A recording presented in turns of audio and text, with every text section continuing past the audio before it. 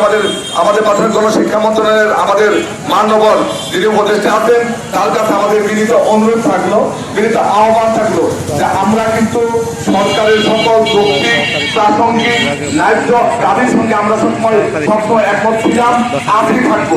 অথবা আমরা কিন্তু আমাদের সেই নির্ধারিত সময়সূচির পরে আমাদের 6 সেপ্টেম্বর কর্মসূচি 6 সেপ্টেম্বর কর্মঘণ্টার পরে আমরা 5.5 সেপ্টেম্বর পরে আজকে এই টাঙ্গাইল জেলা আমাদের টাঙ্গাইল সদর উপজেলা সৌজন্যে জেলা প্রেসক্লাবের সামনে থেকে একত্রিত হয়েছি। টেকনাফ থেকে তেতুলিয়া, রূপসা থেকে পাতুলিয়া আমরা একই মেসেজ দিতে চাই। আমরা কাঁধে কাঁধ মিলিয়ে সহকারীদের যৌক্তিক ন্যায়সঙ্গত প্রাসঙ্গিক দাবি, সেই সাথে সাথে আমাদের প্রধান শিক্ষক যারা আমাদের বিদ্যালয় প্রধান তাদেরও আমরা হচ্ছে এই নবম দিয়ে দাবি করছি।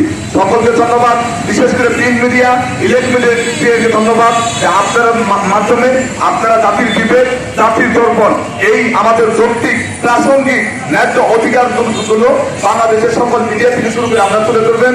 আমি কৃতজ্ঞতা প্রকাশ করছি বাংলাদেশ প্রাথমিক শিক্ষক সমিতির আমাদের টাঙ্গাইলের শ্রদ্ধাবোধক নেতা আমাদের জনাব মজর ইসলাম মাজার ভাই, আমাদের শ্রদ্ধাবোধক সাধারণ সম্পাদক হারুন ভাই সহ আমাদের সদর উপজেলার আমাদের শ্রদ্ধাবোধক সভাপতি সেক্রেটারি সহ সদর উপজেলার সর্বময় আমাদের শিক্ষক বিন্দু তারা তাদের এই যৌক্তিক ন্যায়সঙ্গত প্রাসঙ্গিক দাবিকে এখানে আসবে।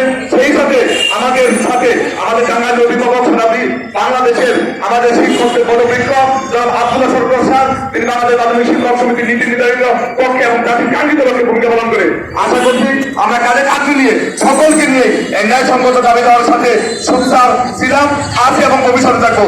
জয় হোক প্রাথমিক শিক্ষক পরিবারের, জয় হোক বাংলাদেশের আগামী প্রাথমিক শিক্ষা বিনিময়ের। সবাইকে ধন্যবাদ। আসসালামু আলাইকুম। ধন্যবাদ মনি ভাইকে এ পর্যায়ে বক্তব্য প্রদান করার জন্য আমি বিশেষভাবে অনুরোধ করছি বাংলাদেশ প্রাথমিক শিক্ষক সমিতি টাঙ্গাইল সদর উপজেলা শাখার সংগ্রামী সাধারণ সম্পাদক জনাব মোহাম্মদ আব্দুল্লাহ মামুন।